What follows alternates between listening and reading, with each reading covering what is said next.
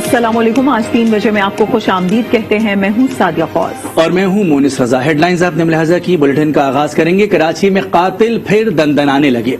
गुलिस्तान जौहर में सुबह सवेरे वकील की टारगेट किलिंग। मोटरसाइकिल पर सवार हमला आवरों ने उस वक्त निशाना बनाया जब इरफान मेहर बच्चों को स्कूल छोड़कर वापस आ रहे थे। मजीद जानिए इस रिपोर्ट में।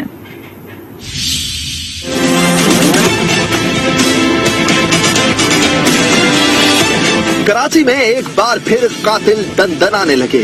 गुलिस्तान जौहर ब्लॉक 13 में सुबह सवेरे वकील की target killing. Sindh bar council के सेक्रेटरी इरफान मेहर बच्चों को स्कूल छोड़कर वापस आ रहे थे।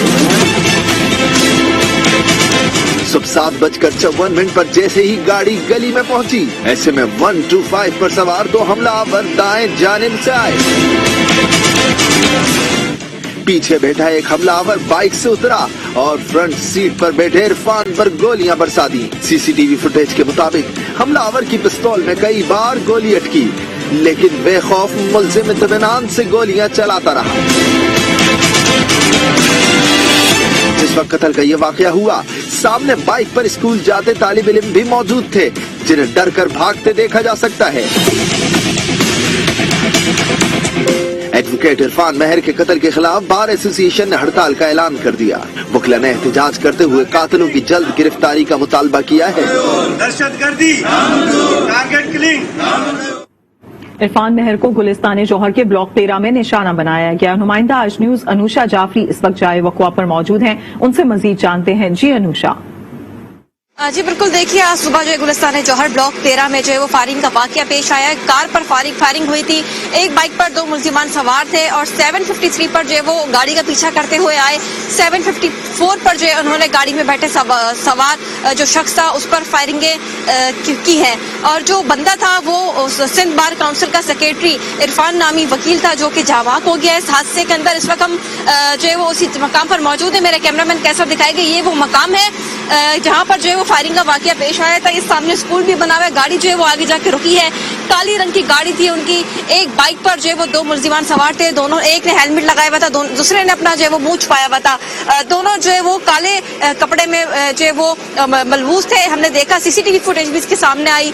जो क्राइम सीन यूनिट की टीम है वो यहाँ पर पहुंची थी। यहाँ से जो है वो शवाहिद इकट्ठे किए हैं। एसपी गुलशन यहाँ पर पहुंचे थे। कराची में वकील इरफान मेहर पर हमले से पहले की एक और वीडियो सामने आ गई है। वीडियो में मुलजिमान को गाड़ी का पीछा करते देखा जा सकता है।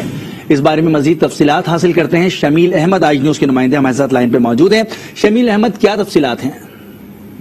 जी देखिए, मंजराम पर आने वाली एक और सीसीटीवी फुटेज में बहुत वाज़ेह तौर पर देखा जा सकता है कि 7:53 पर इरफान मेहर ने अपने बच्चे को स्कूल छोड़ा और उसके बाद वो वहां से रवाना हुए। उस दौरान जो सीसीटीवी फुटेज उसमें भी जो मोटरसाइकिल सवार हमलावर थे वो नजर आ रहे हैं और उन्होंने बाकायदा उनका ताक़ुब किया और जो जावकुआ पर था वहां उनकी गाड़ी को रोक कर उस गाड़ी में फायर किया। और जिस तरह पोस्टमार्टम रिपोर्ट आई उसमें बताया गया कि इरफान मेहर को 5 गोलियां मारी गई थी, जिसमें 3 जो है वो जानलेवा साबित हुई। मुलजिमान जिस बैग के अंदर ऑरेंज रंग के बैग में जो है असला लेकर आए थे और वो बैग भी मुस्तकिल पूरी वारदात में उनके साथ रहा है। जी बिल्कुल, कराची में वकील इरफान मेहर पर हमले से पहले की वीडियो सामने आ गई है। सीसीटीवी फुटेज में सारा वाकया देखा जा सकता है। बहुत शुक्रिया शमील अहमद। वज़ीर आला सिंध ने इरफान मेहर के कत्ल का नोटिस ले लिया है। वज़ीर आला सिंध मुराद अली शाह की ज़ेर सदारत अमन व अमान से मुतालिक इजलास हुआ। वज़ीर आला सिंध ने एडिशनल IG कराची को हिदायत जारी करते हुए कहा कि इरफान मेहर के कातिलों की हर सूरत गिरफ्तारी जल्द अज जल्द मुमकिन की जाए। साथ स्ट्रीट क्राइम पर काबू पाने के लिए फौरी इक़दाम की हिदायत भी की। एडिशनल IG ने वारदात को टारगेट किलिंग करार दे दिया। इमरान याकूब कहते हैं कि कत्ल मुकम्मल मंसूबा बंदी से किया गया। वाक़े की तफ्तीश का आगाज कर दिया है। मुलज़मान जल्द कानून की गिरफ्त में होंगे। आप लोगों ने भी वो वीडियो क्लिप देखी है और उससे जाहिर तो ये हो रहा है कि ये मगिंग या स्ट्रीट क्राइम का वाक़या नहीं है, ये प्लान्ड वाक़या था, टारगेटेड किलिंग थी। और वो जो मोटर बाइक्स पे आदमी आए थे उन्होंने इतने फायर किए और इतने करीब से किए और उस स्पॉट पे जाके किए जहां पे उनको 100% गारंटी थी कि वो अपना टारगेट अचीव करेंगे। इस गाड़ी में इनका एक और भी भांजा भतीजा था जो उसको उन्होंने टच नहीं किया। इन्वेस्टिगेशन तो अभी स्टार्ट हुई है और इस वक्त कोई हकमी राय देना जो है वो कबल वक्त होगा।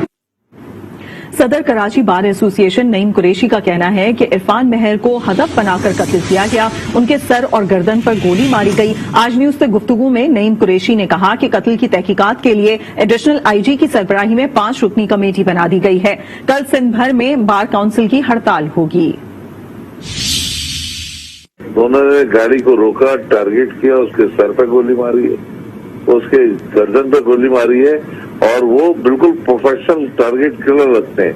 अच्छा, उस शख्स की किसी से एनिमिटी नहीं थी। सिंध बार कौंसिल के सेक्रेटरी थे और बहुत ही मिलनसार आदमी थे। तफ्तीश जिस रुख पर जारी है, एडिशनल आईजी और सारे डीआईजी आए थे जिन्ना हॉस्पिटल में, मॉर्चरी में 5 रुकनी कमेटी बनाई है जिसमें वो खुद हेड करेंगे और 2 डीआईजी 3 एसएसपी इसकी इंक्वायरी इन्वेस्टिगेशन हर पैराए पे करेंगे और हमें बड़ा बिल्कुल यकीन दिलाया कि फ्री फेयर बिल्कुल इंक्वायरी होगी। बार एसोसिएशन ने आज स्ट्राइक कॉल कर दी है, लेकिन सिंध बार काउंसिल के वाइस चेयरमैन ने पूरे सिंध में कल स्ट्राइक कॉल की है। सिंध हुकूमत अमन अमान के कयाम में नाकाम हो गई। सिंध असेंबली में अपोजिशन लीडर हलीम आदिल शेख की सर्द खाने के बाहर मीडिया से गुफ्तगू, कहा मुराद अली शाह सिंध कार्ड खेलने की कोशिश कर रहे हैं। वज़ीर आला सिंध जो है वो होम मिनिस्टर हैं। मैं समझता हूं वज़ीर आला सिंध नाकाम हो चुके हैं। वज़ीर आला सिंध पुलिस को सिर्फ सियासी मुखालफिन के खिलाफ इस्तेमाल कर रहे हैं। सिंध में जो तबाह लॉ एंड ऑर्डर सिचुएशन है उसकी वजह से हमें रोडों पे आना पड़ेगा, हमें ठीक करना पड़ेगा। वज़ीर आला सिंध को नफरतें उसके फैलाने की बजाय उन्हें अपने परफॉर्मेंस से साबित करना पड़ेगा कि लोगों की जानो माल, सिंध में लोगों के जानो माल का तहफ़्फ़ुज़ नहीं रहा है। कोई भी रोड के ऊपर अपने आप को महफूज नहीं समझता। हमें तो हाई प्रोफाइल केसेस का रिजल्ट चाहिए, हमें कातिलों की गिरफ्तारी चाहिए। दूसरी जानिब कराची के इलाके फेडरल बी एरिया में ब्लॉक 17 में निजी बैंक में डकैती की वारदात हुई। मुसल्ला मुल्जिमान ने सिक्योरिटी गार्ड को यरगमाल बनाकर कैश काउंटर से 10 लाख रुपए लूट लिए। वारदात के बाद मुल्जिमान बासानी फरार हो गए।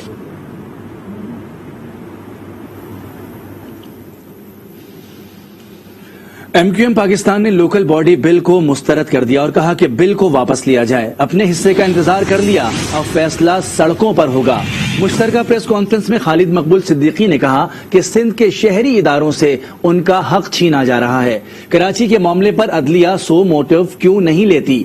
हमारे पास मुजाहिमत और एहतजाज के सिवा कोई रास्ता नहीं बचा। कहा शहरी इलाकों को तबाह करने पर इत्तेफाक राय पाया जाता है। शहर के इदारे सिंध की मुतासिब हुकूमत के हवाले कैसे कर दें?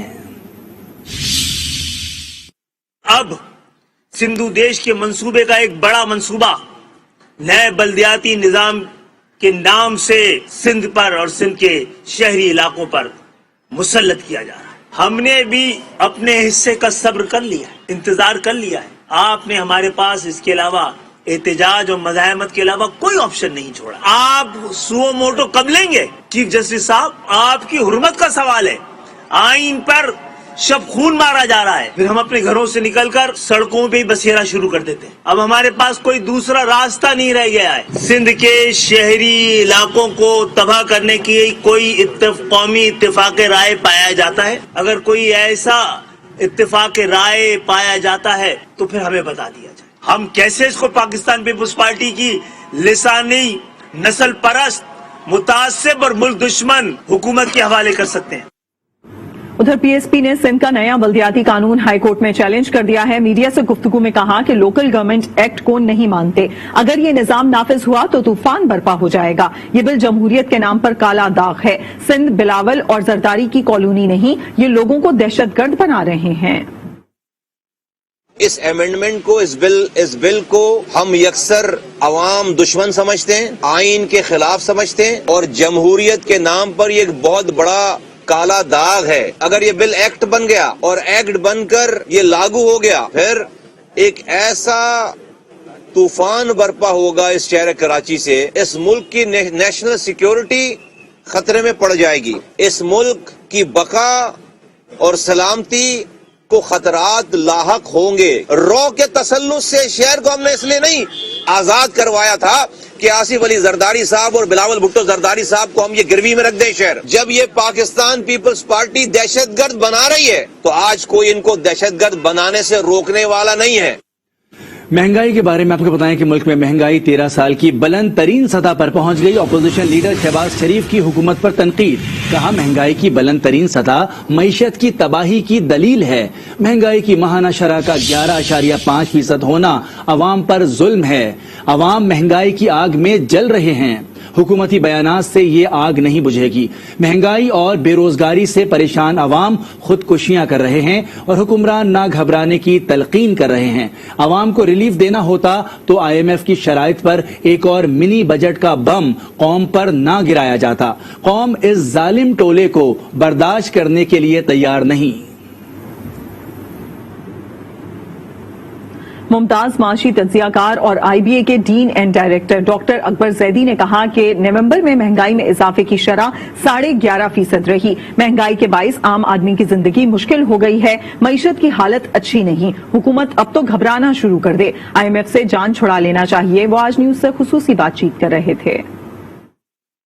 نومبر کے اعداد و شمار آئیں وہ ہمیں یہ بتا رہے ہیں کہ اس وقت اس ملک میں 11.5% افراط زر ہے اور یہ پچھلے تقریباً 2 سال میں سب سے زیادہ ہے. اور یہ بنیادی طور پہ اس وجہ سے بڑھی ہے کیونکہ ہم نے ڈیویلیویشن کی تھی اور پیٹرول کی قیمت بہت زیادہ بڑھا دی تھی اور یہ ساری وجوہات ہیں. لیکن ملک کی معیشت تباہ ہو گئی ہے اور مزید تباہی کی طرف جا رہی ہے. جو عام آدمی ہے، عام آدمی، عام عورت، عام خاندان، وہ تو تباہ ہوتا جا رہا ہے پورے پاکستان میں. روزگار نہیں مل رہا کیونکہ معیشت کو یہ کم کرنے کی کوشش کریں.